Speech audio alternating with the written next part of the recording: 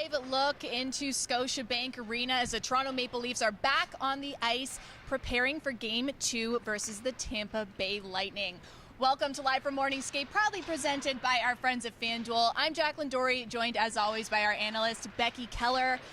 Becky, just like that, Game 1, Leafs versus Lightning series in the books. Not exactly the start that Toronto was looking for, but a chance to start rewriting that narrative tonight. But let's talk about Tuesday night's game for a bit.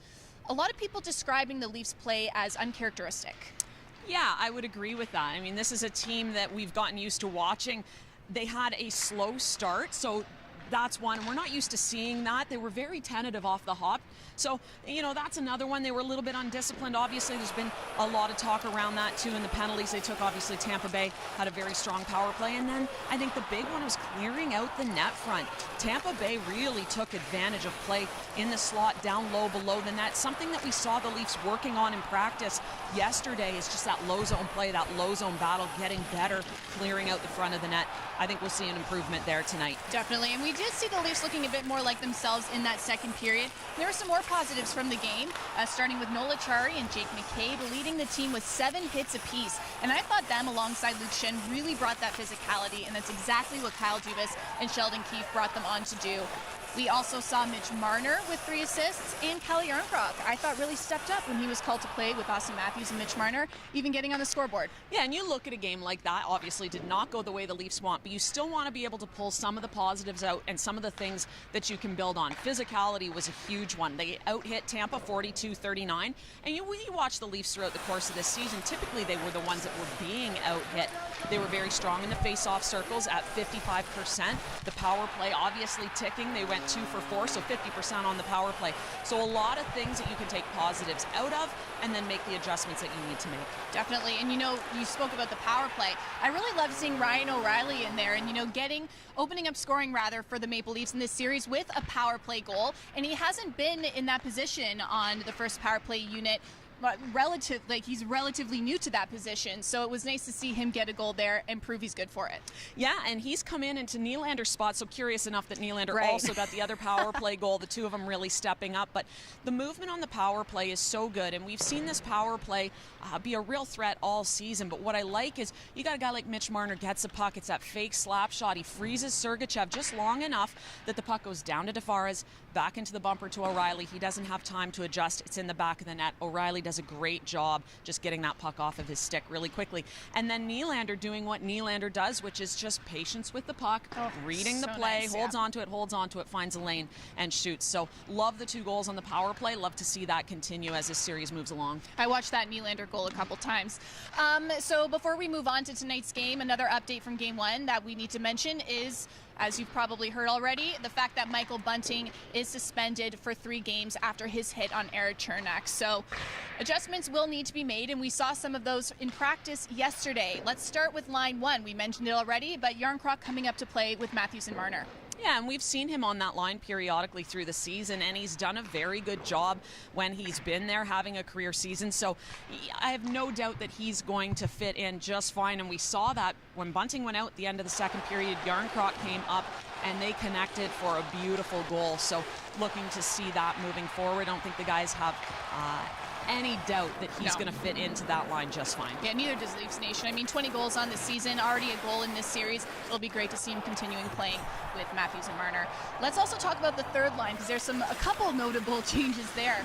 First of all, Matthew Knies, now in a regular jersey, practicing alongside Noel Acciari and Ryan O'Reilly. This is, like I said, notable for a couple reasons. I think, you know, first of all, the fact that Matthew Knies has a whole 3 games in the NHL, but already registered an assist, a couple hits as well, playing in what could be his NHL playoff debut. And his first game here at Scotiabank Arena. So interesting, but that whole line, we talked about O'Reilly before Game 1 and the fact that he was on the second line with Tavares and Nylander, and could he center his own line? Looks like that's what is likely to happen. I like the makeup of this line in Nyes, who is so good down low, strong along the boards, Achari, who's physical. So I would suspect this line is going to be very difficult to play against. They're going to put a lot of pressure on Tampa Bay's defense and hope to generate offense off of being very good on the forecheck. Definitely. And, you know, considering that Nyes is 20 years old, but already has so much pedigree. I mean, he's played at the Olympics. He's been in an NCAA final. But, I mean, we can't forget that he's new to this. So can you kind of just talk about how you deal with the nerves coming into a situation like this? Well, you're right. This is a player that is used to being in those situations, and he's used to the pressure. And you look at him in an NCAA championship, all eyes are on him. Yeah. He's the big guy. That's not the case here. So he's a guy that obviously there's expectation. He needs to play well, but all eyes aren't necessarily on him. So he can just go out and play. For a player like him, you get into the game, you get the nerves out of your system. You want to go and have a great first shift, be F1, make contact, touch the puck. I think he's going to be just fine in this situation. He seemed pretty cool, calm, and collected after practice yesterday, and we did see Ryan O'Reilly spending some time with him on the boards. And we spoke to Noel Achari as well, who just kind of said, listen, there's a reason why Matthew Nyes is here, and all he has to do is keep doing what he was brought on to do, and there's no reason why he won't be able to play a game to be proud of. So keep your eyes for Matthew Nyes potentially making his NHL playoff debut. Another note from practice yesterday, Sheldon Keefe made sure to say, or to reiterate, that Ilya Samsonov will be getting the start tonight, which I don't think really surprises anyone. No, I don't think so. He's your man. He's the guy that got you to this point. He's been very solid all season. He obviously was not happy with his game, nor was anyone on the team. I expect that you're going to see a completely different effort from the back end all the way out here tonight. But he's very confident still. Team's very confident as well. Yeah, and he was the first one out on the ice in today's morning skate, so ready to press the reset button tonight. Okay, let's dive into tonight's matchup and what we can expect to see. Becky, what was the biggest lesson from Game 1 that you're going to be watching for tonight? Well, I think there's a few. One is start on time. You want to start on time, bring a full effort right off the drop of the puck. We saw that at the start of the second period, so that's what we'd like to see going forward. And the next one is discipline. We saw the Leafs have some undisciplined penalties. Tampa Bay also 50% on their power play, which left them 4 for 8. So obviously not a situation you want to put yourself in again with a power play that can be so deadly. Definitely. And, you know, Tampa Bay also dealing with some injuries from Game 1 that we should note. Eric Chernak, I don't know if I mentioned it earlier, but not returning for Game 2. Neither is Michael Asimov. Tanner Jeannot might possibly join the lineup there.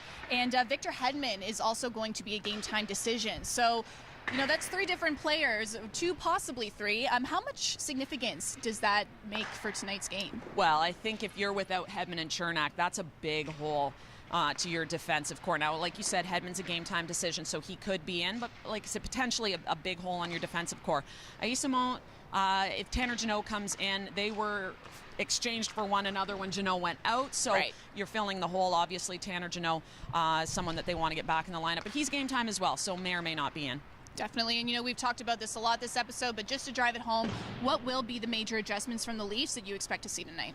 Well, I think you're going to see an adjustment in discipline. You want to play physical, but you got to stay on the right side of that line. So I think we're going to see them make an adjustment to that side of the game, try to stay out of the penalty box, and I think you're going to see them have a strong start. Definitely. All right, we are ready for Game 2, which means we are also ready for our FanDuel Prop Picks segment. As always, let's talk about our highest scoring period and whether there will be OT. So for high scoring period, I'm going to go with the first. I think the Leafs are going to want to make a statement right away. I think they've, you know, got their jitters out in Game 1. I also think Tampa has as well, but I think the Leafs are going to have a strong first period, and it's going to be the high scoring period of the game. You know what? I usually disagree with you here, but I'm going to go with you. I think it's going to be the first. Leafs are going to make a conscious effort to come out of the gate strong. I think it's going to be a good first period for them tonight. Yes, Becky agrees with me. That's a win in my books. And will there be OT? No, I think that this will be decided in 60. I think there's going to be. Ooh, interesting. I think they're going to give the fans absolute value for their dollar here tonight. It's going to be a tight one. I'm going to go with overtime. Yeah, you know, Scotiabank Arena was on fire Tuesday night, and I expect the exact same thing here tonight. So if you're joining us, we can't wait to host you. And if you're watching Game 2 at home, you can tune into Sportsnet, or you can listen on TSN 1050. Oh, excuse me. Sorry, you can tune in to CBC Hockey Night in Canada. Puck drop is at 7 p.m. Eastern, everyone. Get ready for Game 2. Leafs versus Lightning. Go Leafs go. I'm Jacqueline Doorey. Becky Kellar. Thanks for watching.